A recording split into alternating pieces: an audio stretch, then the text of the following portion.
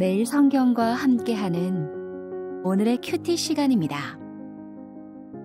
8월 14일 오늘의 말씀은 스가랴 8장 14절에서 23절입니다.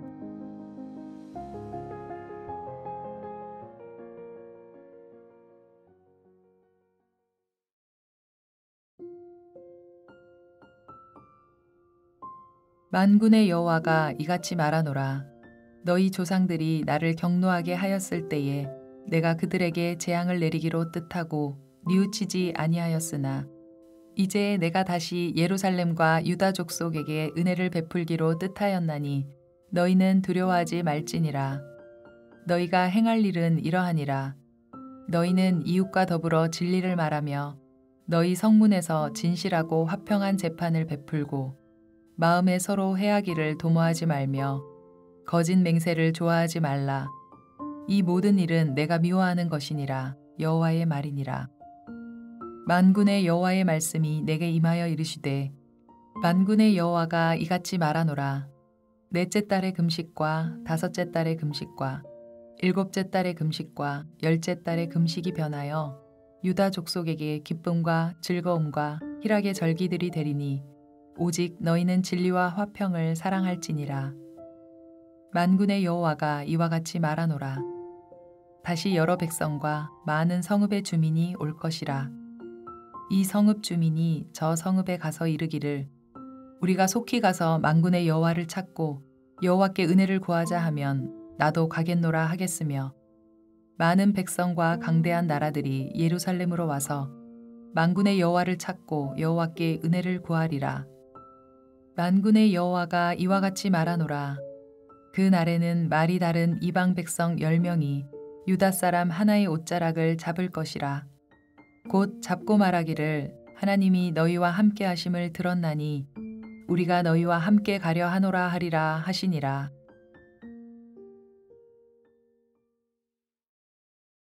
귀한 공동체가 희망찬 미래, 외부의 압제와 내부의 갈등이 끝나고 안녕과 평화와 번영의 새 시대를 기대할 수 있는 근본적인 근거는 하나님의 은혜입니다. 하나님은 이렇게 말씀하십니다. 너희 조상들이 나를 경노하게 하였을 때에 내가 그들에게 재앙을 내리기로 뜻하고 뉘우치지 아니하였으나 이제 내가 다시 예루살렘과 유다 족속에게 은혜를 베풀기로 뜻하였나니 너희는 두려워하지 말지니라. 유다의 회복은 하나님의 은혜로 이루어지는 일입니다. 하나님이 은혜를 베풀기로 뜻하셨기에 유다의 회복을 막을 수 있는 것은 아무것도 없으며 하나님의 은혜에서 유다 백성을 끊어낼 수 있는 존재도 없습니다. 하나님이 은혜를 베풀기로 하셨으니 두려워하지 말고 자기에게 주어진 일을 하면 됩니다. 나라가 다시 위태로워질 것 같은 두려움 때문에 하나님의 뜻을 벗어나 다른 일을 도모하지 않아도 됩니다. 하나님을 믿고 두려움 없이 하나님이 맡기신 일을 하면 됩니다. 그럼 하나님이 맡기신 일은 무엇일까요? 어제 본문에서는 성전 재건을 말씀하셨고 오늘 본문에서는 다른 할 일을 알려주십니다. 이것은 성전 건축과 아울러 실천해야 할 일이고 성전 건축을 통해 유다가 되찾아야 할 모습이기도 합니다. 하나님은 이렇게 말씀하십니다. 너희가 행할 일은 이러하니라. 너희는 이웃과 더불어 진리를 말하며 너희 성문에서 진실하고 화평한 재판을 베풀고 마음에 서로 해하기를 도모하지 말며 거짓 맹세를 좋아하지 말라. 이 모든 일은 내가 미워하는 것이니라. 여호와의 말이니라. 자기 유익을 위해 거짓말을 하거나 부당한 판결을 내리거나 다른 사람에게 해를 끼쳐서는 안 되고 서로 진실을 말하고 공정하게 재판해야 합니다. 이 내용은 7장에서 하나님이 옛 선지자를 통해 일관되게 하신 말씀, 진실, 인애, 긍휼로 서로를 대하라는 말씀과 같습니다. 성전을 짓고 하나님과 함께하는 삶의 본질이 바로 이웃과 진실, 인애, 긍휼을 나누는 것입니다. 이것이 하나님의 말씀이고 이것에 반하는 것은 하나님이 미워하십니다. 바로 앞에 나온 은혜를 베풀기로 뜻하였나니 너희는 두려워하지 말지니라 하는 말씀과 연결해 보면 진실을 말하며 이웃을 사랑하지 못하는 까닭이 하나님의 은혜를 믿지 못해서 생기는 두려움 때문임을 알 수 있습니다. 하나님이 내게 은혜를 베푸시고 내 삶을 돌보신다는 것을 믿지 못하면 두려움이 생기고, 그러면 생존과 안전을 스스로 확보하기 위해 타인을 경쟁의 대상으로 보게 되고, 그 결과 이웃을 해쳐서라도 내 안전과 이익을 추구하게 됩니다. 결국 하나님이 원하시는 대로 살지 못하게 됩니다. 이 말씀은 예수님의 말씀과도 통합니다. 하나님이 우리를 입히시고 먹이시며 우리의 필요를 채우실 것을 믿는 사람이 먼저 하나님의 의와 하나님의 나라를 추구할 수 있다는 말씀과 같습니다. 이웃을 어떻게 대하는지는 하나님을 향한 믿음을 판단할 수 있는 중요한 척도입니다. 이어서 하나님은 금식일이 즐거움의 날로 바뀔 것을 약속하십니다. 7장에서 한번 설명드렸듯이 여기 나온 금식일들은 모두 예루살렘의 멸망을 슬퍼하며 제정된 날들입니다. 유다 사람들은 예루살렘이 포위된 10월에, 예루살렘이 함락된 4월에, 성전이 파괴된 5월에, 유다의 총독 그달리아가 암살된 7월에 금식해 왔습니다.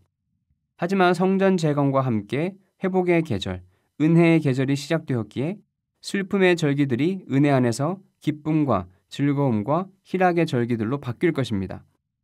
하지만 다시 세우는 성전 자체가 이 모든 회복을 가져다 준다고 생각하면 오산입니다. 성전을 다시 지으라는 명령은 하나님이 예루살렘으로 다시 돌아오겠다는, 언약을 다시 회복시키시겠다는 하나님의 선언입니다. 동시에 성전으로 돌아오신 하나님께 합당하게 살아가라는 촉구이기도 합니다. 죄를 지으면서도 성전만 믿고 돌이킬 줄 몰랐던 조상들처럼 해서는 안 되고, 성전에 계신 하나님과 맺은 언약대로 살아야 다시 이전과 같은 슬픔을 겪지 않을 것입니다. 그래서 하나님은 이 단락을 이 말씀으로 마무리하십니다. 오직 너희는 진리와 화평을 사랑할지니라. 진리와 화평은 16절에서 이미 나온 단어들입니다. 너희는 이웃과 더불어 진리를 말하며 너희 성문에서 진실하고 화평한 재판을 베풀고. 진리와 화평을 사랑하라는 말은 16절과 17절에서 명령하신 이웃을 향한 진실과 화평의 삶을 실천하라는 명령입니다. 하나님이 성전으로 오시겠다고 선언하셨습니다. 이제 유다 백성이 할 일은 성전을 지을 뿐 아니라 성전에 계실 하나님이 원하시는 삶을 사는 것입니다. 그것은 이웃을 진리와 화평으로 대하는 것입니다.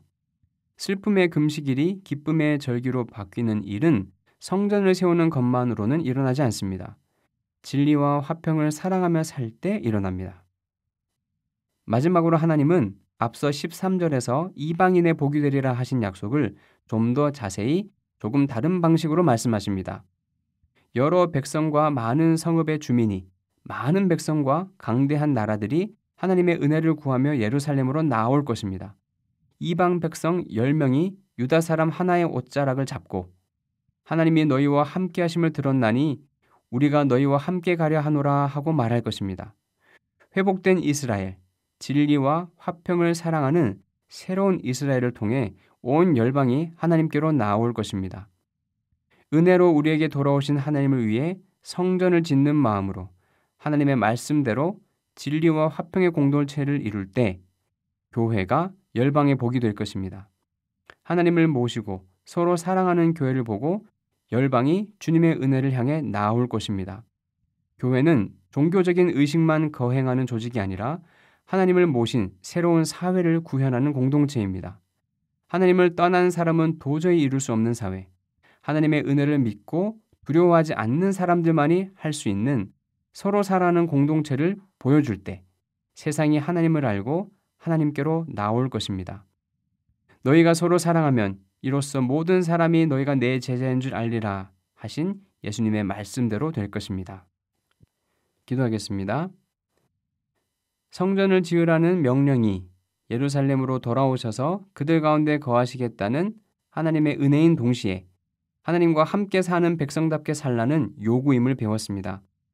하나님이 우리를 성전 삼으시고 우리와 함께 하시니 하나님이 원하시는 대로 이웃과 진리와 화평의 관계를 맺으며 살겠습니다. 우리의 모습을 보고 우리의 이웃과 열방이 하나님께로 나올 수 있도록 우리를 복의 통로로 삼아 주십시오. 예수님의 이름으로 기도합니다. 아멘.